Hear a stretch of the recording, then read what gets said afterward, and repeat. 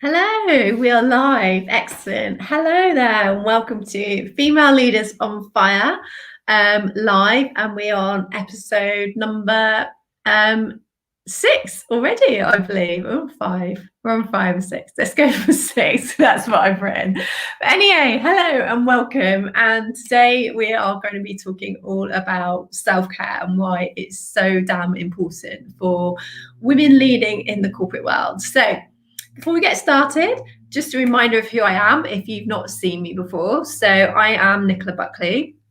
I am the coach for women in the corporate world who are leaders, who are in senior leadership on the board, or heads of areas, head of divisions, or MDs and CEOs, and I help them to find their fire. So I help them find that purpose, that passion, that excitement, so that they can have the impact and influence they want and they deserve without compromising who they are, without neglecting family time, and without giving so much that there's nothing left for them.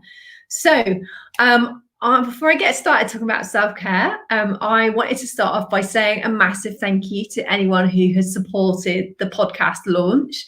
My Female Leaders on Fire podcast launched on Friday, and I'm super happy because we're already topping the charts. So we are at number 3 in the management section on iTunes, and we've got nearly 20 reviews now. We've got some incredible reviews that I'll be sharing over the next few weeks as well. So I'm super excited about that. So if you haven't already seen it or listened, I'd love you to, I'll pop a link in the comments in a moment, but I'd love you to go over to iTunes or over to Spotify, have a search on my to be married name, Nicola Squilco, or Female Leaders on Fire.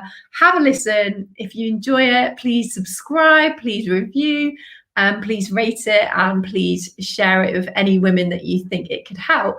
As we go through today, if you've got any questions, please just pop them in the comments. If it's you're watching on catch up, I'll come back and answer any questions that you've got as well. So yeah. So self-care, this is something that I see so many of my clients really, really struggle with again and again. And I think self-care is more important than ever for women leading the corporate world. If you think about what the actual year or 18 months now that we've all just been through, where everyone's life is completely unrecognizable to how it was. And so many women who are in leadership positions giving so much for so long. Self-care has got to be more of a priority than ever now, because if you've given so much for so long, if you've been helping to keep businesses going, if you've been part of making those really difficult decisions, if you've been implementing those big changes that are needed to keep those businesses growing, if you've gone through all the emotional pressure of furloughing your team and making redundancies, all whilst trying to keep your team inspired whilst they're working from home, and also keep up with those responsibilities outside of work and family life, there's been no respite, there's been no wiggle room, there's been no time to breathe. It's been relentless. There's no getting away from it. It has been absolutely relentless. And self-care for a lot of women has been really, really challenging this year. And my first thing I wanted to say is it's now more than ever, women who are in senior leadership positions need to get to really focus and implement and focus on self-care that they need before it gets to being about survival, and make it a absolute necessity, not just a nice to have. And all too often when women come to work with me, they're already at the point where self-care has gone past just looking after themselves. Self-care gets to become about survival. So examples of women to come to work with me have come to work with me in situations where they're signed off work with stress, or they've been referred on for counselling, or they're really struggling with anxiety, or they've been prescribed medication. And these are all true stories over the last year of women to come to work with me. And they're at that point where their self-care has been so low for so long that it becomes about survival. And really at the heart of this is a sense of, when you go past neglecting your needs and you compromise so much of who you are and what you need and what you want, then it becomes really martyrdom, for want of the best word. It becomes that you're saying yes for the sake of saying yes. it becomes that you're giving so much you're exhausted.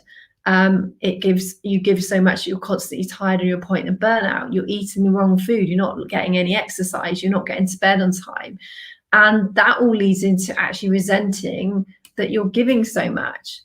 And the point I wanted to make here, a big news flash, and really just kind of hit home with you and said with absolutely love, not to scare you, but to shake your tree and help you see the truth, is that you will not be leading in the most impactful and influential way by completely abandoning your needs into martyrdom, by giving so much of yourself. You will not be that impactful and influential leader you want to be. You're not going to be noticed for the next opportunities. You're not going to stand out from everyone else. You're not going to be that strong and powerful female leader on fire, because you're giving so much and you're stuck in martyrdom. And every second you're at work, every second you're showing up and you're speaking up, you are role modeling your value and worth to your peers, to those more senior than you, to your team and everyone around you. So if you're role modeling and demonstrating that it's okay to completely neglect yourself and have no self-care, that's showing the world that you don't have any sense of your value and your worth. And you can't be then surprised that it follows on and it flows through, that others treat you that same way, because you're treating yourself that way. So how are other people going to see it differently? So that said, as a little bit of a check-in and a kind of nudge with love, really. Oh, hi, I will keep up the good work. Thank you, Chris. And it's really, really important to start to make that shift and to start to know that to be the best leader you can be, to fill all that incredible potential you have, to be an absolute change maker, to speak up, to show up and shake things the fuck up in your business and in your work, it's taking that time. You can't just give everything of yourself all the time, but it's about taking that time to prioritize your needs and take care of yourself. And that goes from the basics of showering yourself, brushing your hair, brushing your teeth, going out and exercising, doing something that you love.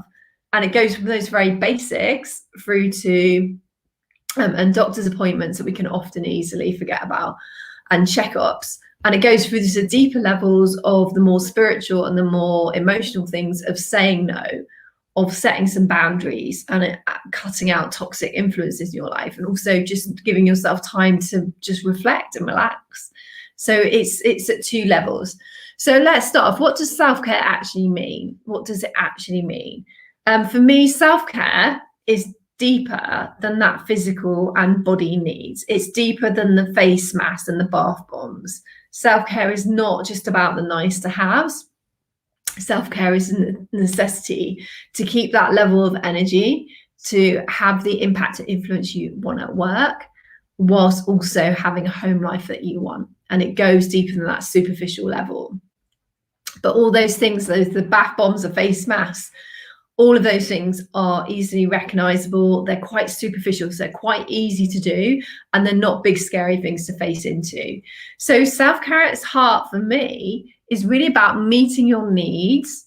If you think about almost like a Maslow hierarchy of needs, from the very basic through to the self-actualization and the fulfillment, the things, the needs, your fulfillment needs, fulfilling all those needs when you need them. And there's two main challenges to this in my mind.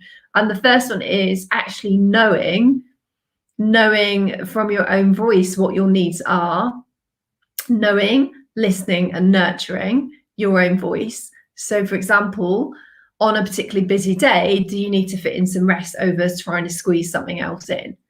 So it's the knowing part is the first challenge, because we tend to listen more to other people because our lives are already so busy, because we're bombarded with information and demands, because your boss might have railroaded your diary with something that's an emergency again. So it's that being able to listen to your own voice and knowing what you need and trusting that voice. So that's the first challenge. The second challenge is then acting on that voice. So acting on it, implementing and delivering on those needs when you need it. So book that checkup and stick to it. Honor that appointment like you would someone at work that you really respect. Give yourself that same level of value and worth. And really, self-care starts with shifting away from this sense that self-care is selfish. And I know from my clients there's a lot of resistance from self-care and looking after yourself. And why is that? Why is there so much resistance to looking after yourself? The first thing is that it seems quite woo-woo. It's almost, how can the simple things be so powerful? How can the simple things like that help me to be a better leader? How can these super simple, basic things of drinking more water, getting to bed on time, exercising, eating food that's good for me and gives me energy, how is that going to make me a better leader? But if you go back to that Maslow hierarchy of needs, if you've not seen it, give it a Google, and it's something that I get all my clients to write their own. It's about meeting those needs at the very basic all the way through to the top when it's about fulfillment. And they can be so powerful because you are role modeling your value and worth to yourself, but also to the wider world. So that's the first reason might be resistant to self-care. The second reason might be resistant to self-care is because the leader is perceived as really strong. Because self-care, for example, resting or saying no, might be a sign of weakness, might be a sign of not coping, might be a sign that you're starting to drop some balls. Whereas actually, it's a strong thing in itself to be very, very clear on what you need and giving yourself what you need when you need it, which includes saying no, which includes, say, declining a meeting that you don't necessarily need to be in, and actually looking at being a strong leader in a different way. Another reason might be resistant to self-care is really about just a lack of time. But if you don't make the time early on, you're going to have to make a lot more time. You're going to be forced to take that time some further down the line. So really, if you take the time now, it's going to have a bigger impact, and you become consistent with self-care. You become consistent with the things that are non-negotiables for you. And I think the final thing is that selfish is seen as bad, whereas selfless is seen as good. Boys tend to look outside of themselves, tend to look inside themselves to see what they need, whereas little girls tend to look outside themselves to see what's expected of them. And there was a brilliant example that Glennon Doyle gave on her podcast, which I'm a huge fan of. If you haven't seen it, We Can Do Hard Things. It's brilliant. And actually, women have a higher likelihood of choking in restaurants because we don't want to cause any trouble. We don't want to upset anyone. We don't want to take away from what's going on. We don't want to be the center of attention. So rather than ask for some help when choking, women tend to go to the bathroom and just try to have a drink of water. There's actually a higher incidence of women choking in restaurants than men because we are almost selfless. We're almost in that martyrdom. And we're saying we're fine, but actually not. We're choking to death. And we're fining ourselves to death. So some truths about self-care. Firstly, there needs to be a new perspective on being selfish. And self-care is really about being a little bit selfish so that there can be some self-love, some self-discernment for what you need, and also role modeling being a strong woman who knows what they need when they need it. And actually, out of that little bit of selfishness, you become more of you. You have more impact. You have more influence because you're taking time for your own self-care. So you show up with more energy. You show up having rested. You show up excited about what you're doing because you've taken care of yourself across all those levels from your hierarchy of needs. And that can only be positive for everyone around you. Having more energy as a mum, for example, that can only be a positive. Having more discernment and more power in your own voice because you've taken care of your own needs, that can only be positive at work, to have that impact and that influence expected of you at a senior level. And actually, selfish becomes almost selfless at times because those little elements and those little periods of selfishness helps you to be selfless because you can give so much more to everyone else if you're spending that time with you. And it's not easy, it's difficult, it's challenging because women, I think from an early age, almost taught to neglect our needs and don't be bossy, don't speak so much, don't be different. It's just almost just that sense of needing to fit in. And Glennon Doyle again talks about becoming the Joan of Arc of your life. Become the Joan of Arc in your life and set fire to what isn't for you and fall back in love with your life and career and what is for you. So how to implement self-care. So point one is think about what you need. What do you need right now? So let's start in the moment and start with a daily check-in think about what you need right here, right now. Point 2, make some non-negotiables. So what are the things that you need in your week to have the best week, to set yourself up for your week? What are those absolute non-negotiables and how to implement them in your week? Point number 3, boundaries and saying no. We've got a whole podcast episode on that later in the week because that's so important. Point number 4, create a love list. So create a list of things that you love doing. So it's all about your soul, not your different roles that you have in your life. For you to be able to recognize yourself and think that there she is, this is what I love, this is what sets my heart on fire. And then point 5 is plan your weeks. So own your diary. So even down to what can I say no to, what can I duck out of, what can I leave behind, what can I delegate, what is not for me, what do I not need to be in. So the podcast goes into a lot more detail on this. So I've given you quite a quick run through this morning. But I think this is so, so important. Just this sense of being a little bit selfless or selfish, to be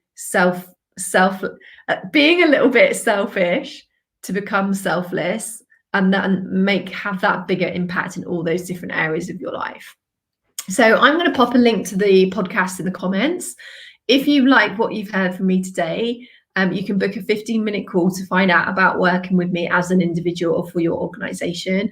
And I'll also pop in the comments a link to my Overwhelmed on Fire guide, my 5-step, 10-minute per day guide to help you clear your head and really start to lead from the heart with that empathy and that vulnerability. So that's it for today. I would love to know what you think. I would love to know what self-care you're going to be implementing off the back of this and what really, really works for you. And again, go back to that role model of that strong and powerful woman, knowing what she needs, when she needs it, and being able to support herself with that. That's it for today. I will see you tomorrow, where we've got a brilliant guest. We've got Anita joining us, and we are going to be talking about boundaries and saying no. So I'm super excited for that. So I will see you tomorrow, and let me know what your self-care is going to be. I'd love to know. Pop it in the comment what works for you. Lots of love. Bye.